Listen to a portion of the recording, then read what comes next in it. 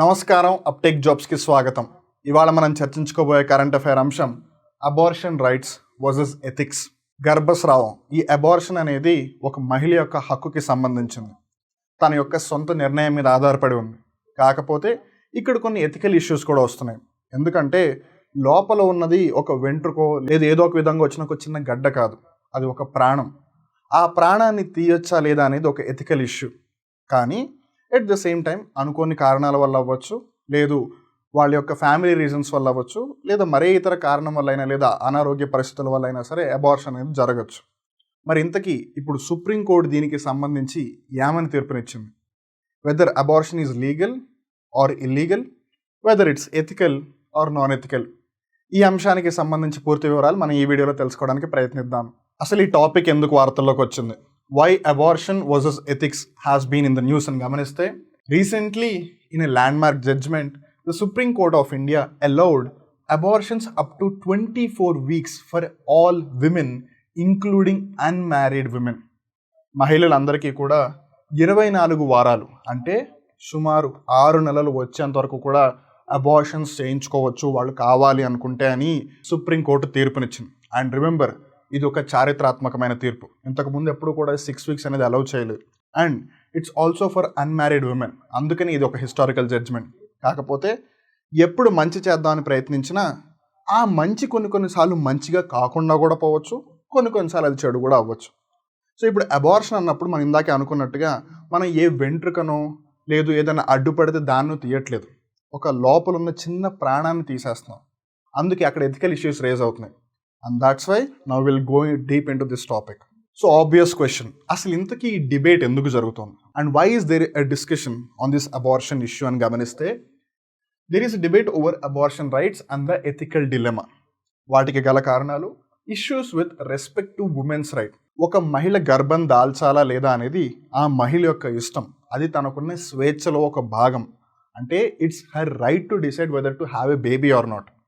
At the same time issues with respect to ఫీటస్కి ప్రాణం ఉంది. సో మనం ఇప్పుడు ఫీటస్ని తీసేస్తున్నాము, అబార్ట్ చేసేస్తున్నాము బేబీని అంటే మనం ఇండైరెక్ట్గా ఆ బేబీని మర్డర్ చేసినట్టేగా.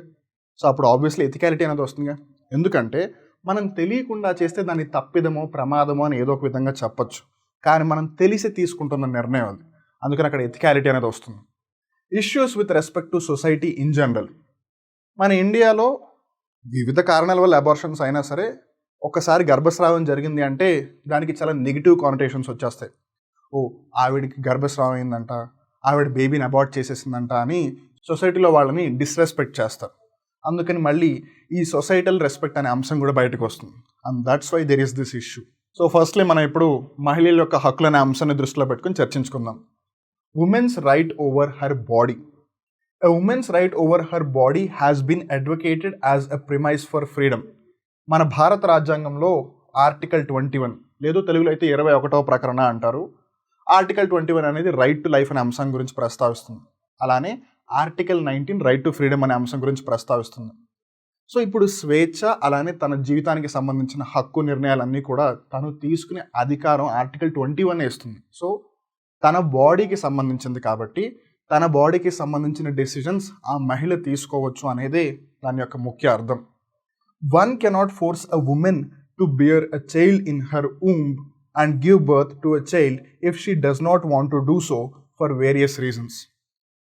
ఆవిడ బేబీని అబార్ట్ చేయాలి లేదు బేబీని కంటిన్యూ చేయాలి అంటే బేబీని కనాలి అనేది ఆ మహిళ యొక్క ఇష్టం. ఎవరైనా సరే ఫోర్స్ చేసే అధికారం ఎవరికీ లేదు, because it goes against her freedom. మనం స్వేచ్ఛకి ఎంతో విలువనిస్తాం అండ్ సుప్రీంకోర్టు కూడా దానిని గౌరవిస్తుంది. అందుకని అది ఏ కారణమైనా అవ్వచ్చు. మేబీ వాళ్ళ కుటుంబంలో ఆల్రెడీ పిల్లలు ఉన్నారు అండ్ వాళ్ళు ఇంకో పిల్లలు వద్దనుకుంటున్నారు, లేదు ఆ పుట్టబోయే పిల్లల్ని పోషించే అంత రిసోర్సెస్ వాళ్ళ దగ్గర ఉండకపోవచ్చు, లేదు ఫర్ ఎవర్ వేరియస్ రీజన్స్ వాళ్ళు బేబీని వద్దనుకుంటే అది వాళ్ళ ఇష్టం. It's their body, it's their choice. And అందులో భాగమే ఇంకోటి health. Unwanted pregnancies effect both physical and mental health. ఇప్పుడు ఒకవేళ బేబీని అబార్ట్ చేయలేదు అనుకోండి, అప్పుడు ఆబ్వియస్లీ ప్రెగ్నెన్సీ క్యారీ ఫార్వర్డ్ అవుతుంది. ఒకవేళ బేబీస్ పుట్టిన తర్వాత వాళ్ళు మెంటల్గా బేబీని వద్దనుకునే స్టేజ్లో ఉన్నారు, but even then unforeseen situations వల్ల వాళ్ళు బేబీని అలానే ఉంచుకున్నారు అనుకోండి, ఫిజికల్గాను మెంటల్గాను ఆ పర్సన్ చాలా ఎఫెక్ట్ అవ్వాల్సి వస్తుంది అండ్ దాని యొక్క ఇంపాక్ట్ బేబీ మీద కూడా పడే అవకాశం ఉంది. అలానే gender equality. The right to abortion is vital for gender equality. ఉదాహరణకి ఇప్పుడు సమ్హౌ ప్రెగ్నెన్సీ వచ్చింది అనుకుందాం. ఇప్పుడు ఒకవేళ ఎవరైతే ఫాదర్ ఉన్నారో లేదా ఎవరైతే ఆ మేల్ పర్సన్ ఉన్నారో వాళ్ళు వద్దనుకుంటే వాళ్ళు వెళ్ళిపోతున్నారు, but women are not able to get out of that. అందుకని వాళ్ళకి కూడా రైట్ టు అబార్షన్ అనే రైట్ ఇస్తే it becomes very essential for gender equality. ఎందుకంటే ఏ అంశానికి సంబంధించినా సరే సమానమైన అవకాశం ఇటు పురుషులకి ఇవ్వాలి, అటు మహిళలకి ఇవ్వాలి. మరి అలాంటప్పుడు గర్భం దాల్చినప్పుడు వాళ్ళు మీ రెస్పాన్సిబిలిటీ ఖచ్చితంగా ఉండాలని వాళ్ళకి ఎందుకు రావాలి? అందుకని it's very important with respect to gender equality. The right to abortion should be a part of portfolio of pregnancy rights that enables women to make a truly free choice whether to end a pregnancy. So ప్రెగ్నెన్సీకి సంబంధించి కూడా కొన్ని rules and regulations ఉన్నాయి. So బేబీని continue చేయాలా అంటే బేబీకి జన్మనివ్వాలా లేదు బేబీని అబార్ట్ చేయాలా అనేది వాళ్ళ ఇష్టం. అండ్ రిమెంబర్, ఒకవేళ డాక్టర్ని కన్సల్ట్ చేసి వాళ్ళంతటి వాళ్ళు వాలంటరీగా ఆలోచించి తీసుకునే డెసిషన్ అయితే they can absolutely go for it. It's up to them. As మనం ఇందాక అనుకున్నట్టుగా it's her body, it's her decision. So మనం ఎందుకు ఈ గొడవలు లేదా ఈ చర్చలు ఎందుకు జరుగుతున్నాయంటే first reason because it's women's rights. But రెండవ పర్స్పెక్టివ్ ఏంటి అని అంటే with respect to the foetus. ఆ పిండం, ఆ ప్రాణం ఏదైతే ఉందో తల్లి కడుపులో దానికి సంబంధించి right to life. Abortion amounts to the murder of a living being. లోపల ఆ శిశువు ఉండాలా, ఆ బేబీ ఉండాలా లేదా అనేది తన బాడీకి సంబంధించింది కాబట్టి మదర్ యొక్క డిసిజన్ అని ఇందాక మనం అనుకున్నాం. బికాస్ అక్కడ ఫ్రీడమ్ అనే ఆస్పెక్ట్ వస్తుంది, రైట్ టు లైఫ్ అనే ఆస్పెక్ట్ వస్తుంది, కాన్స్టిట్యూషన్ దాన్ని గౌరవిస్తుంది. మరి అలానే ప్రతి ఒక్కళ్ళకి జీవించే హక్కు రాజ్యాంగం ఇచ్చినప్పుడు ఆ లోపల ఉన్న శిశువుకి కూడా జీవించే హక్కు ఉంటుందిగా. మనం ఆ ఎవరైతే శిశువు లోపల ఉన్నారో వాళ్ళు డిసిజన్ తీసుకోలేరని చెప్పి మనం ఒకవేళ బేబీని అబార్ట్ చేస్తాం అనుకోండి, ఇండైరెక్ట్గా మనం ఆ బేబీని చంపేస్తున్నట్టుగా. అండ్ రిమెంబర్, అది మనం టెక్నికల్గా ఏదో తప్పిదం వల్ల లేదా అలా జరగట్లేదు, యాక్సిడెంటల్గా జరగట్లేదు, మనం తెలిసి డిసిజన్ తీసుకుంటున్నాం అంటే ఇట్ అమౌంట్స్ టు మర్డర్. అందుకే ఆ ఎథికల్ క్వశ్చన్ వస్తుంది. మదర్లీ కేర్ అంటే మాతృరక్షణ. It is a unique unspoken bond shared between two lifes which cannot be question or regulated by laws. ఈ తల్లి బిడ్డ లేదా తల్లి శిశువు అనే సంబంధం ఏదైతే ఉందో అది ప్రకృతి సహజం, ఇట్ ఈస్ నేచర్, దానికి మించింది ఏదీ లేదు. మరి ప్రకృతికి సంబంధించి దాన్ని మనం ఎలా ప్రశ్నించగలం? అండ్ రెండవది, న్యాచురల్గా జరిగేదానికి మనం లాస్ని ఎక్కడి నుంచి తీసుకురాగలం? Because it's an unspoken bond. మనం దానికి ఒక టెక్నికల్ మీనింగ్ ఇవ్వడం లేదా ఒక లీగల్ మీనింగ్ ఇవ్వలేం. మేబీ చెప్పడానికి ఒక అర్థం ఇవ్వచ్చు, but even then it is something which is beyond our control. And now comes the third perspective, issues with respect to society in general. అంటే ఒక సమాజ పరంగా అది ఎటువంటి ఎఫెక్ట్ని ఇస్తుంది అనేది ఒక issue. Responsibility of the state అంటే ప్రభుత్వం ఏదైతే ఉందో అది వాళ్ళ యొక్క బాధ్యత. The state has the responsibility of valuing each life. ప్రతి జీవితానికి విలువ ఇవ్వాల్సిన బాధ్యత ప్రభుత్వానికి. మరి అలాంటప్పుడు ఆ శిశువులని చంపేస్తే ఇండైరెక్ట్గా ఇంకా ప్రాణాలకి విలువనే ఇస్తున్నట్టు అవుతుంది. అందుకని ఇక్కడ సమాజం మీద కూడా ఎఫెక్ట్ పడే అవకాశం ఉంది. Inclusion of all. Abortion should not become a mechanism of social control for avoiding the appearance of differences or disabilities. అంటే అబార్షన్ జరిగినందుకు వాళ్ళెవరో వేరే వాళ్ళు అలా ఏమీ డిఫరెన్సెస్ ఉండకూడదు. ఆ ఇంక్లూజన్ అనే ఆస్పెక్ట్ ఖచ్చితంగా జరగాలి. And that's why society is again coming in to the picture. Giving better life for existing children. Many times parents want abortion to be able to give a good life to existing children instead of dividing their meager resources into more children. ఒకప్పుడు అంటే 1950వ సంవత్సరంలో లేదా 40వ సంవత్సరంలో whatever be the time, ఒకప్పుడు resources అనేవి చాలా తక్కువగా ఉండేవి అండ్ ఎక్కువ మంది పేదవాళ్ళు ఉండేవాడు. Many hands help, many hands survive అనే ఒక కాన్సెప్ట్. అంటే ఎక్కువ మంది ఉంటే ఒక్కొక్కరికి వాళ్ళు సాయం చేసుకుని వాళ్ళు బతకడానికి అవకాశం ఉండేది కదా అని చెప్పి ఎక్కువ మంది పిల్లల్ని కనేవాళ్ళు. అండ్ ఆబ్వియస్గా అప్పట్లో హెల్త్ ఫెసిలిటీస్ అంతగా బాగుండేవి కాదు కాబట్టి వాళ్ళకి నమ్మకం ఉండేది కాదు ఈ పిల్లలు ఎక్కువ కాలం ఉంటారో లేదో అని. అందుకని ఎక్కువ మంది జనాభా ఉండేది, దట్స్ ఫైన్. బట్ ప్రజెంట్గా మనం జాగ్రత్తగా గమనిస్తే 1 or 2 బేబీస్ ఈజ్ ఓకే. కానీ మీరు ఒకవేళ 3rd బేబీ 4th బేబీకి వెళ్ళారనుకోండి, అఫ్కోర్స్ ఇట్స్ యువర్ చాయిస్, అది మీ ఇష్టం. Parent as a mother, as a father అది వాళ్ళ ఇష్టం because they are the parents. కానీ మీరు ఒకవేళ 3rd కిడ్ లేదా 2nd కిడ్ వచ్చినా వాళ్ళకి ఒకవేళ మీరు బెటర్ లైఫ్ని ఇవ్వలేకపోతే then what is the purpose of having the baby? Because అల్టిమేట్గా వాళ్ళకి ఒక జీవితాన్ని ఇవ్వాల్సింది ఆ తల్లిదండ్రుల యొక్క బాధ్యత. It is their responsibility to give a beautiful life to them. And if they are not able to give that, then what is the purpose? అందుకని ఆల్రెడీ ఎవరైతే పిల్లలు ఉన్నారో వాళ్ళకి మంచి జీవితాన్ని ఇద్దాము, మళ్ళీ ఇంకోళ్ళు వస్తే ఈ రిసోర్సెస్ని అందరి మధ్యలో డిస్ట్రిబ్యూట్ చేయాల్సి వస్తుందని కొన్నిసార్లు పేరెంట్స్ బేబీస్ని అబార్ట్ చేస్తారు. నా ఆబ్వియస్లీ ప్రతిదానికి మంచి ఉంటుంది, చెడు ఉంటుంది, ప్రతిదానికి సపోర్ట్ చేసే వాళ్ళు ఉంటారు, అగెయిన్స్ట్గా కూడా ఉంటారు. What are the arguments against abortion అని మనం గమనిస్తే, అంటే అబార్షన్ అనేది ఉండకూడదు, it should not be legal అని ఎవరైతే భావిస్తున్నారో వాళ్ళ ఆర్గ్యుమెంట్స్ చూద్దాం. And before going in to this let me tell you, మన ఇండియాలో 1971లో అబార్షన్ని లీగల్ చేశారు. అంతకుముందు అబార్షన్ అనేది ఇల్లీగల్. ఉదాహరణకు మనం ఇందాక తెలుసుకున్నాం, ప్రస్తుతం సుప్రీంకోర్టు ఏదైతే జడ్జ్మెంట్ ఇచ్చిందో దాంట్లో హిస్టారికల్గా 24 వీక్స్ ఉన్నా సరే బేబీకి, అప్పుడు కూడా బేబీని అబార్ట్ చేయొచ్చు. సో ఇంతకుముందు ఆ 24 వీక్స్ అనే ఆస్పెక్ట్ లేదు.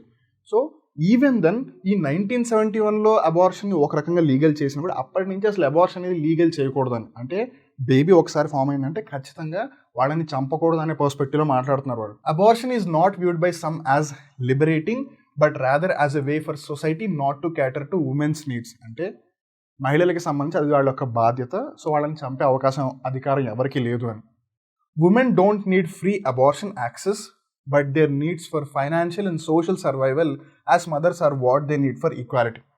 సార్ ఒకవేళ వాళ్ళకి జన్మనిచ్చిన వాళ్ళకి రావాల్సిన హక్కులు అవన్నీ వచ్చాయనుకోండి, మేబీ అప్పుడు అబార్షన్కి వెళ్ళాల్సిన అవసరం రాకపోవచ్చు. Inexpensive readily available child care, అంటే శిశువు పుట్టంగానే వాళ్ళకి సంబంధించి రక్షణ కల్పించే ఫెసిలిటీస్ ఉన్నాయో లేదా చెక్ చేసుకోవాలి. A workplace or school that acknowledges the needs of mothers, example, providing flexible scheduling and maternity leave, and state support that helps to reintegrate a woman into the workforce. So, ఈ కారణాల వల్ల వాళ్ళు అబార్షన్కి అగెయిన్స్ట్గా ఉన్నారు. మరి దీనికి ethical approach ఏంటి అని గమనిస్తే, ethical approaches to abortion frequently invoke 4 principles. ఒక 4 సిద్ధాంతాలు చాలా ముఖ్యమైనవి ఈ అంశానికి సంబంధించి. రెస్పెక్ట్ ఫర్ పేషెంట్స్ అటానమీ, ఎవరైతే ఆ పర్సన్ ఉన్నారో ఆ పర్సన్ మనం గౌరవించాలి. నాన్ మెలిఫిషియన్స్, అంటే డూ నో హార్మ్, ఎవ్వరికి ఎటువంటి ఆపద మనం కలిగించకూడదు. బెనిఫిషియన్స్, బెనిఫిషియల్ కేర్, అంటే వాళ్ళకి ఇవ్వాల్సిన కేర్ ఇవ్వాలి. అలానే జస్టిస్, న్యాయం, సో ఎవరికి న్యాయం దక్కాలి అనేది దృష్టిలో పెట్టుకుని చూడాలి. సో దీన్ని బట్టి మనకేమర్థమవుతుంది, the abortion dilemma has overlapping issues from different realms like legal, medical, ethical, philosophical, religious and human rights, and it should be analyzed from different perspectives. ఇప్పుడు ఉదాహరణకి మీరు ఒకవేళ హ్యూమన్ రైట్స్ అని అన్నారనుకోండి, తన బాడీ కాబట్టి దానికి సంబంధించిన డిసిజన్ తీసుకోవడం తన స్వేచ్ఛకి సంబంధించింది కాబట్టి it's absolutely her decision, her body, her right. అలాంటప్పుడు బేబీని అబార్ట్ చేయొచ్చు అంటారు. ఒకవేళ మనం ఎథికల్గా మాట్లాడాం అనుకోండి, బేబీకి ఆల్రెడీ లైఫ్ ఉంది, సో మనం తెలిసి ఆ బేబీ ప్రాణం తీయకూడదు, ఎందుకంటే అప్పుడు ఎథికల్లీ అది రాంగ్ అవుతుంది. ఆల్రెడీ ఒకవేళ తల్లి గర్భం దాల్చింది అనుకుందాం, రిలీజియస్ పరంగా if it is considered as a crime then obviously. So ఇలాంటి డిఫరెంట్ ఇష్యూస్ వల్ల మనం కూడా డిఫరెంట్ పర్స్పెక్టివ్స్లో ఆలోచించాలి. ఏదో ప్రాబ్లం వచ్చింది కట్ చేస్తాం అంత ఈజీ కాదు ఇది. There cannot be any hard and fast rule over abortion and it must be discussed and deliberated to evolve a common consensus. అంటే అందరితో చర్చించి అందరూ ఆల్మోస్ట్ ఏకీభవించి, రిమెంబర్ అందరూ ఆల్మోస్ట్ ఏకీభవించి, ఎందుకనంటే ప్రపంచంలో ఎప్పుడైనా సరే అందరూ ఒక డెసిజన్ మీదకి రాలేరు. ఒక డెసిజన్ మీదకి అందరూ వచ్చారు అంటే అక్కడ ఏదో ప్రాబ్లం ఖచ్చితంగా ఉండే ఉంటుంది, because they are not able to find the issue in it.